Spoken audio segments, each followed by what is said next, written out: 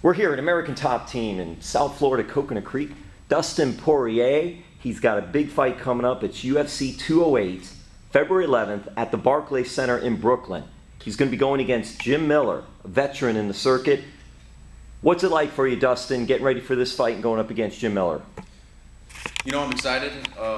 Jim Miller's a veteran, a guy I've been watching fight a long time. I believe he has 25 fights in the UFC. Got the most wins in UFC lightweight history. So this is a vet and a guy I've been watching a long time, like I said. So I'm excited to go out there and put my skills on the line and to the test. Dustin, in preparation for this fight then, is there a certain way you're preparing, and is it a different way when you're going up against a veteran than someone else, or no, not at all? You know, it just depends on the guy's fighting style. Miller fights anywhere the fight goes. You know, that's shown. He's got a bunch of Fight of the Night awards and you know, a couple performance of the nights. So the guy's dangerous everywhere. That being said, I believe his strong points are his wrestling, his jiu-jitsu. I'm going to use my boxing and my footwork, and we're going to beat him up. Dustin, what's this journey been like for you to get where you are now and be on this big card coming up, UFC 208? It's been an incredible journey. You know, I started from the grassroots MMA scene, fighting in rodeo arenas, dirt floors, and you know, paved the way for a lot of other guys from Louisiana. You know, I take pride in that. It's been a fun journey, and it's far from done. You know, I still got a long way to go. This is UFC's second pay-per-view in New York. The sport just got legalized there last year, so I'm excited, man. It's all good things. They went from Madison Square Garden, and now you're going to the Barclays Center in Brooklyn, and this place is amazing too. So what's that like for you too, going to be in the Barclays Center?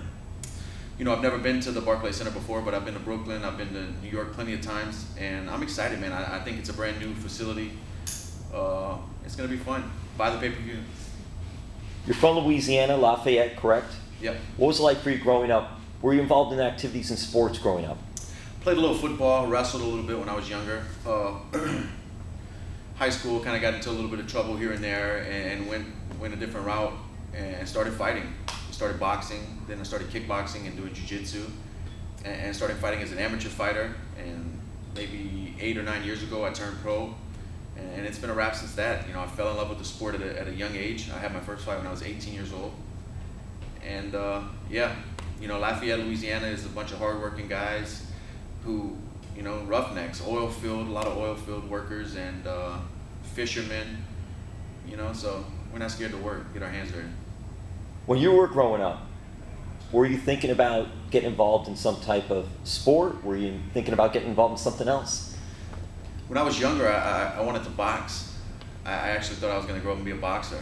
And of course I knew what MMA was at the time, but I just didn't think guys in my hometown were training mixed martial arts. I went to a boxing gym on a Saturday one weekend, and there were some guys there who were MMA fighters working on their boxing. And I was like, hold on, I didn't know we could, you know, people were training mixed martial arts in Lafayette, Louisiana, and they said, yeah, we have a little school right around the corner, and man, I started going to their school. I left the boxing gym and went straight to their school and started doing judo, and now I'm a professional fighter putting it all together. What do you enjoy most about what you do? I get to wake up every day and do what I love and provide for me and my wife and my daughter. I love combat sports, I love fighting, I love pushing myself, and any time I can wake up and do what I love, you know, you never work a day in your life. Dustin, you said you got in a little bit of trouble when you were younger. Did boxing and MMA then help you get on the right path, or was something else that get you back on that straight path? No, 100%. Combat sports helped me find a focus and direct my life into a good direction, for sure. How do you feel about where you're at now as far as a fighter, and what does the future hold for you?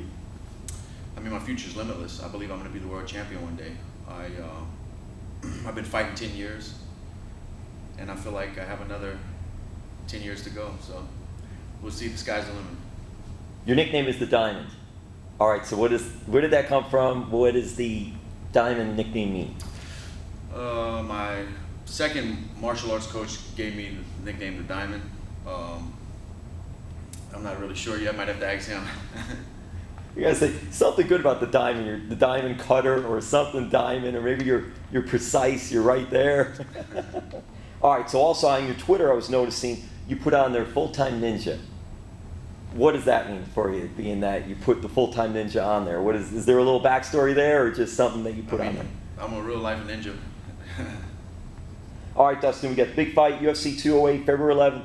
Jim Miller, thank you very much. Thanks, man.